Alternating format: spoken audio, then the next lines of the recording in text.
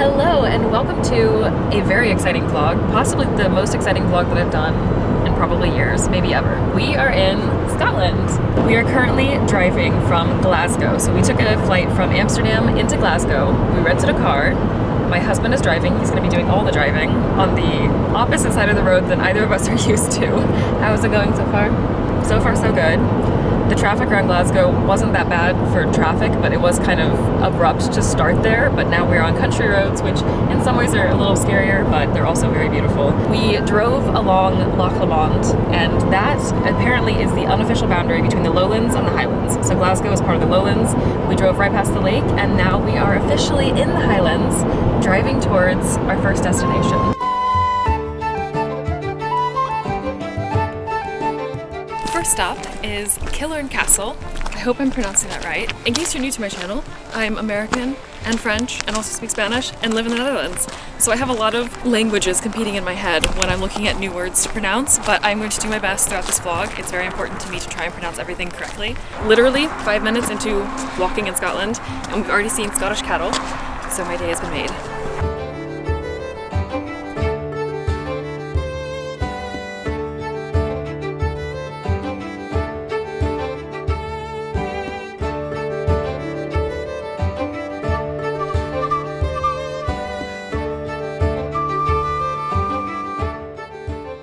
Quick little visit. It's definitely very small and there's not a lot left, as you can see, but it is still very much worth the walk around the grounds and to see the ruins that are there and to avoid the interior, because following Mason sounds, like something that we probably should avoid. We have been up since what would be 3 a.m. local time, 4 a.m. for us. Took a very early flight, so it's going to be a nice, chill first day in the Highlands. We have a couple of little visits planned, and we have a hotel to check into. Probably not just yet, but we're probably going to go and drop off our stuff. Our first stay is going to be in Oban. We're changing several times throughout our 9 days here. So that's where we're going to head next. We're going to see if we can get an early check-in, otherwise just drop off our stuff. And then we have some more fun and chill stuff to do on the first day. We have a lot of stuff planned. I have a very detailed itinerary, which we may or may not follow, we'll see. We might also get some rain on some days, so I'm just gonna play it by ear, but I planned so much for this trip, and I'm very excited.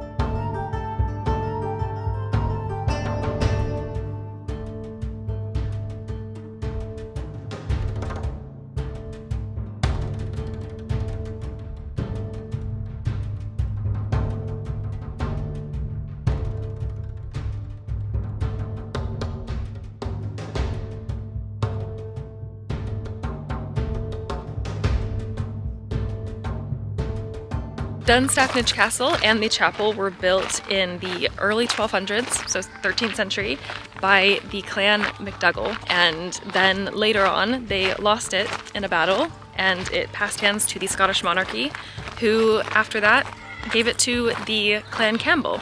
So it still to this day belongs to the Campbells, and that is why in the chapel area a lot of the memorials that were there were for the Campbell clan, not at all for the MacDougals. What remains is layers of history, really. The original constructions, the oldest parts of the castle, date back to those early 13th century constructions, but it was afterward remodeled several times, reconstructed, different things were added and changed, but what we were looking at really was from the early 13th century.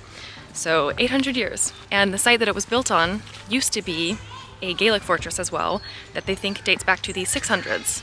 Yes, 3 digits, 600s.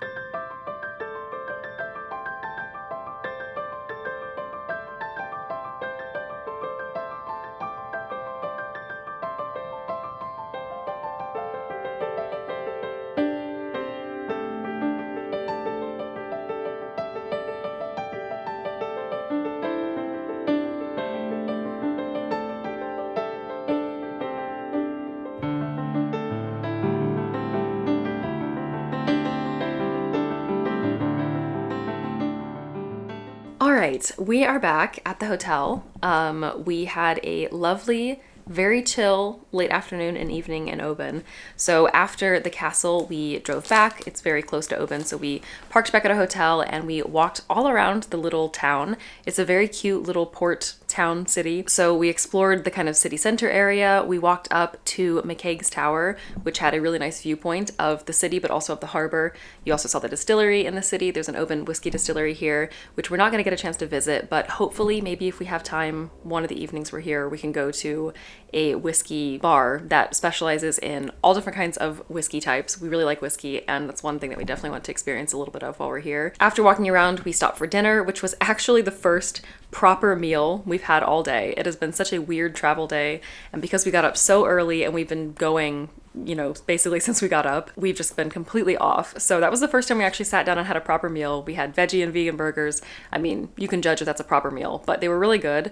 We had a beer, of course, when in the UK. And then we walked to good old Tesco to get some stuff because tomorrow is going to be a very big day and we needed some snacks, we needed some stuff to eat because we're probably not going to have lunch, like a proper lunch. So we went to Tesco and we were feeling kind of nostalgic because we both lived in Bristol and it's been a while. So when I went into the baked goods aisle and I saw just the classic Sultana scones, I swear I kind of lived off of these for many, many mornings when I was living in Bristol as a student.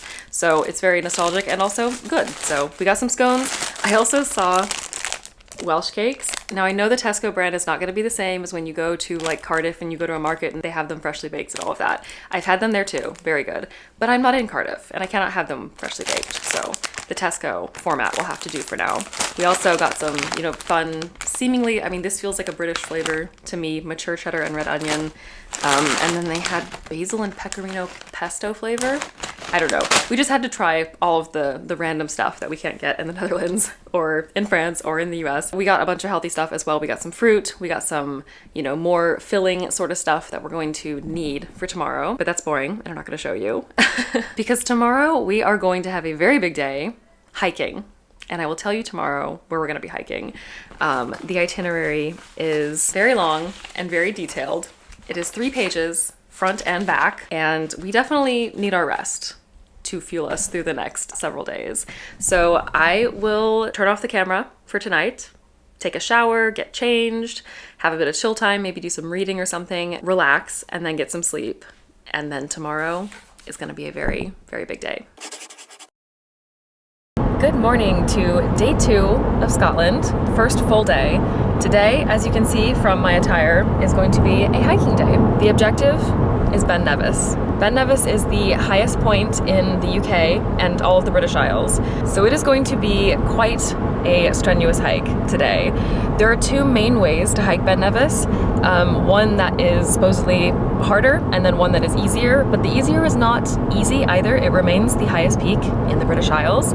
So we're gonna be doing that today. It's been a little bit since we have done a proper hike. It's been like a year and a half, I think, since Montreal. So we're not gonna push it. We're gonna try the easier one today, easier, and see how we do.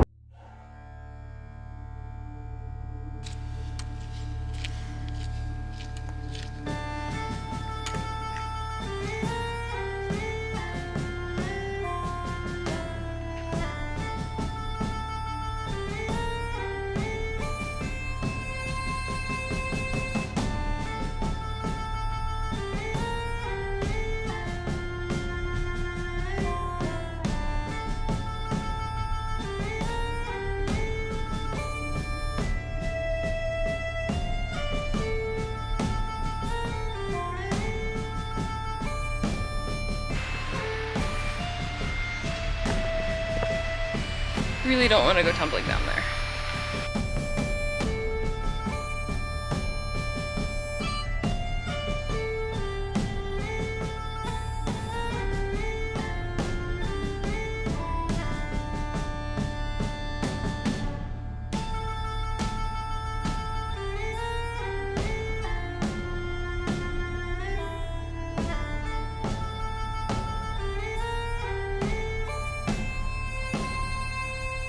We finally have a little bit of flatter territory, so now I can actually talk.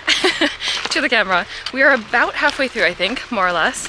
The way up so far has been so inclined and very rocky, lots of big stones, basically stone stairs. It's fun, but it gets old really fast. But now we have a little bit of a break, a little bit flatter. I have my walking stick. First time using walking sticks. More inclined to go, but for the moment it's just a very gentle slope. So a little bit of a break in the middle of this. It is absolutely beautiful, and we are so fortunate to not have any rain. A very perfect day to be hiking Ben Nevis.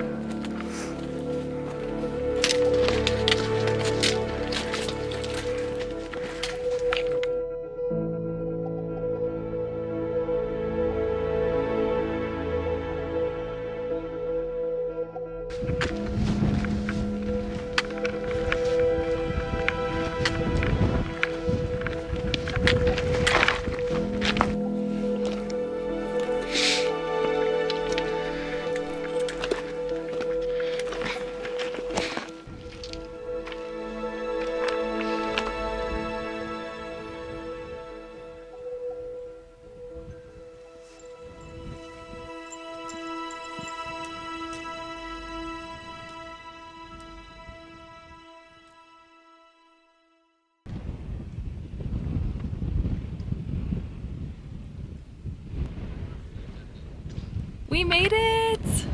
We made it all the way to the top. There were definitely some sketch moments in there when we both thought we were not going to make it. We stopped a lot more for snacks than expected, so it took us a lot longer to do the second half than the first half.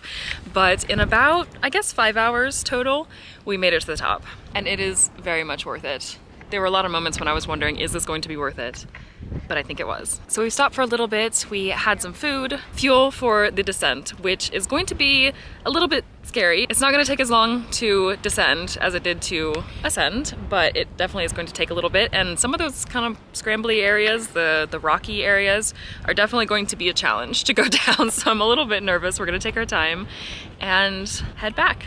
Did that sound okay? I'm so brain dead. I don't even know if what I'm saying is making sense anymore.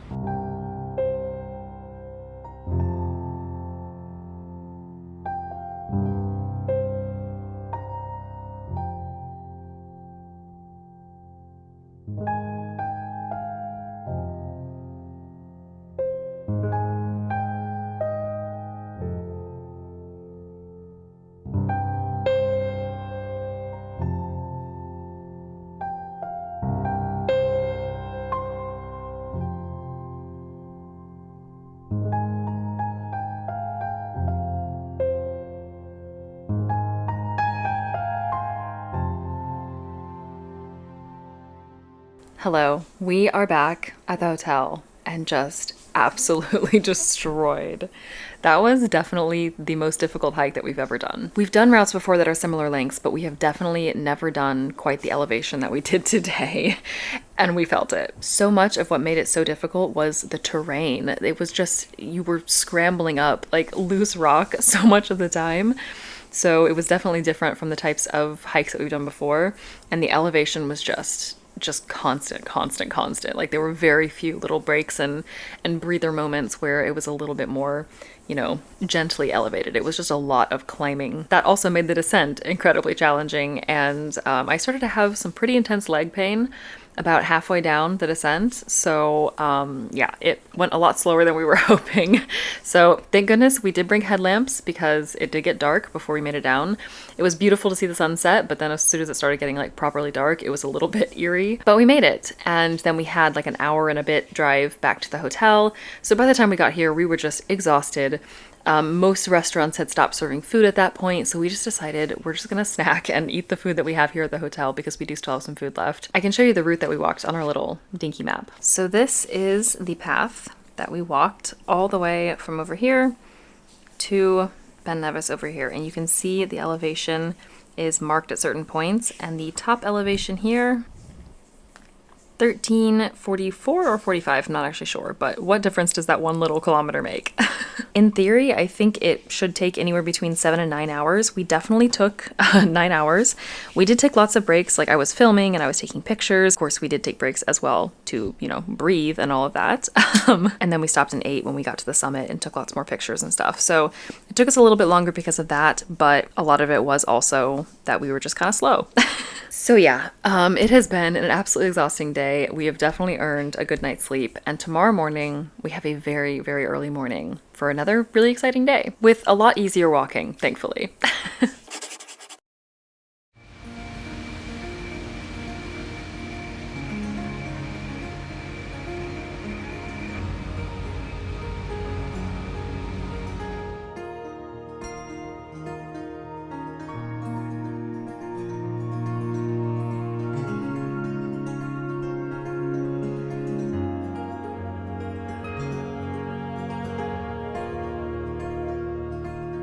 Hello. So it is actually the end of day 3 when I'm recording this, but don't worry, I've been recording all day long, so I'm going to show you everything that I got up to today. I woke up this morning with a very, very bad hives reaction, which is the reason why I didn't film anything actually just chatting to the camera, because it was a little scary to look at my face for most of the day.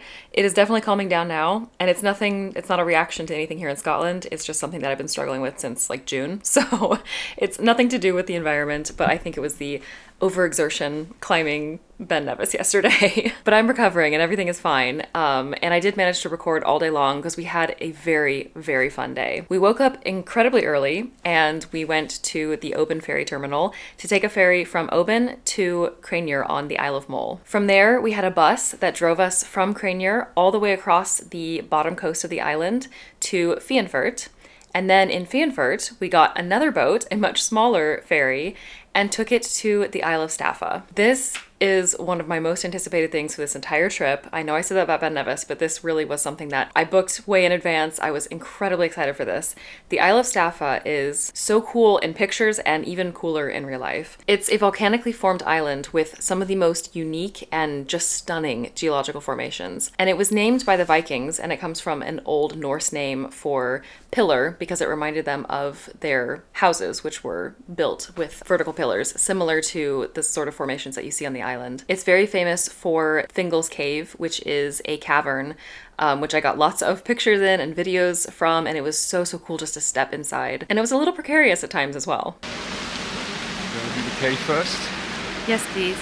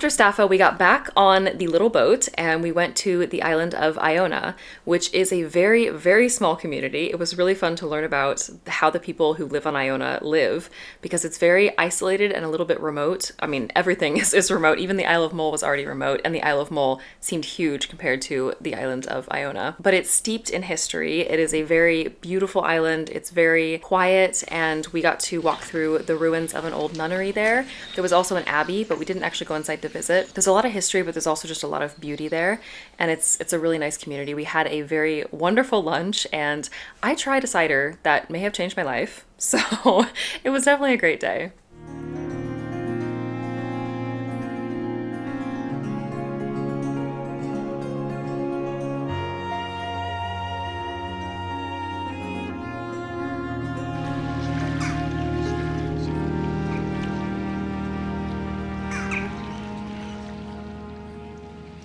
After Iona, we took a ferry back to Fingal and then back on the bus, drove back across the Isle of Mull, and then took a ferry back to Oban. And that is where we are. And now it is time to go out and get some dinner, maybe some whiskey, and then we will call it a night. And tomorrow we check out this hotel and we drive.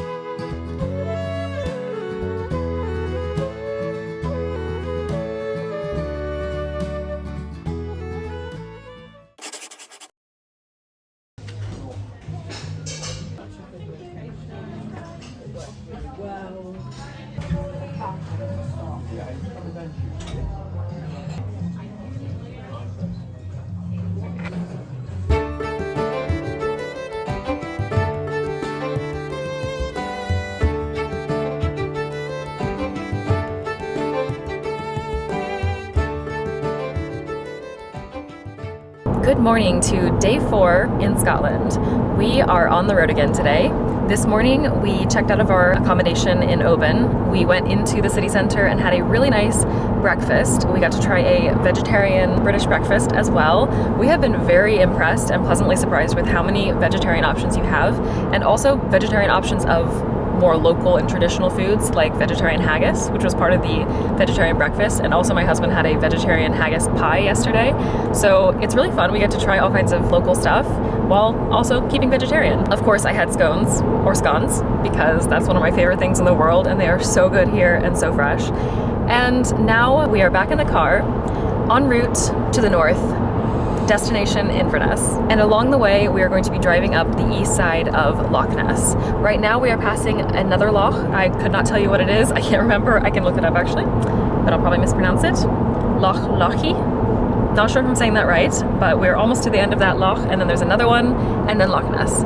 And we will be stopping along the way for some photos, of course. You can't just drive past Loch Ness without seeing it, and I've never seen it before.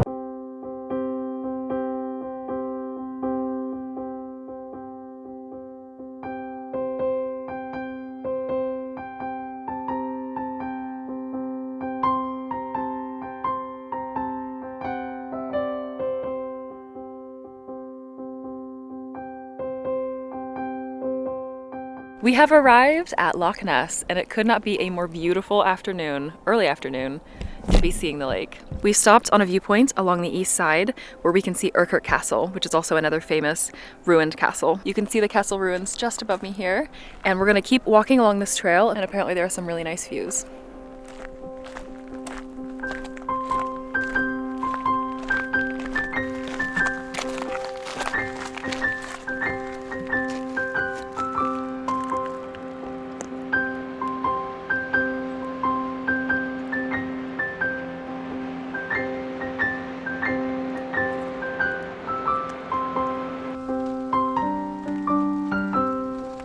There's no sign of Nessie, but we have enjoyed some very, very beautiful views of the lake, and it is sparkling under the overcast sun.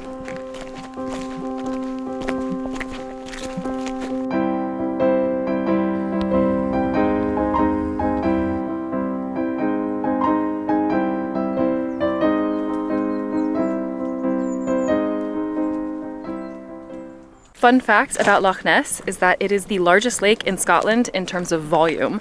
However, Loch Lomond, which we passed when we first were coming from Glasgow, and I mispronounced, but I got it right now, is the largest lake in Scotland based on surface area. I think that's the only fun fact I have about Loch Ness.